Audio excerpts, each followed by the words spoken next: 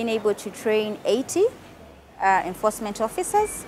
We're facilitating enforcement officers for Kampala City Council Authority, and we're building their capacity and giving them the knowledge to be able to do their work well, but also be able to safeguard themselves and also safeguard the people that they're rescuing.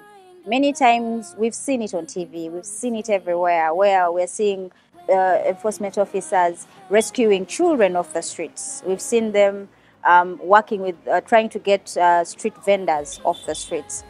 How do they do this? Are they doing more harm to the community, or are they protecting the community? So we're giving them that skill and ability to be able to know that even as they do their work, they're able to, one, understand what child protection is, understand what safeguarding is, understand what child trafficking is, and be able to work around that. And as they're carrying out the different rescues that they always do, they're doing it with a conscience that these young children are either traumatized, these young children have been abused, these young children have been brought onto the street against their will, and how can they get them off without causing any more trauma to these children? Before, we used to look at these children as a problem,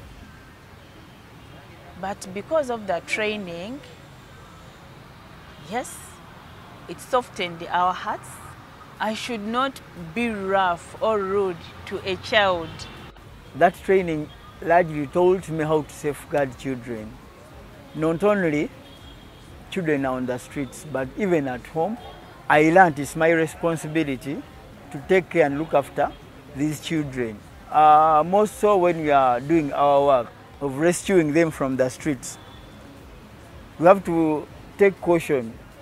The person I'm rescuing is a kid, not running after them, not beating, not harassing them, to show them that they are also responsible people and they are valuable in our society. We have also learned from them, because as they carry out their work, they also must be safeguarded. They have told us how they are also abused, how they are also violated by the street-connected people, and so there is need to reach a consensus on how to work with street-connected persons. I realize that you cannot safeguard someone unless yourself you are safe. In most cases, when I come out, I come when I'm sober and vigilant and ready to save others. The training was so helpful to me, I can say, because it changed the way I used to see things, mostly concerning children.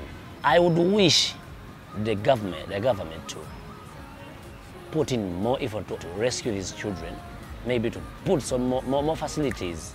Another very sad finding from the law enforcement officials is the presence of children with disability being on an increase on the streets of Kampala, in the markets, and some of these children are accompanied, but most of them are on their own. We have also got to know that these children, some of them do come outside our own country, and so there is need to engage the Ministry of Gender, Labour and Social Development, the Ministry of Internal Affairs, and other related ministries, together with Kampala Capital City Authority, to find a way of how we can handle these children and also make sure that we don't expose them to the harm and risk that is associated with street living. There is a strategy, according to Kampala Capital City Authority.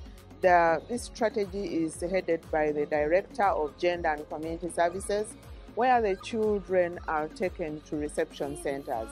We have also handled the international instruments that safeguard children and our own national instruments, such as the Constitution of the Republic of Uganda, such as the Children Act, the National Child Policy, and also the Penal Code Act.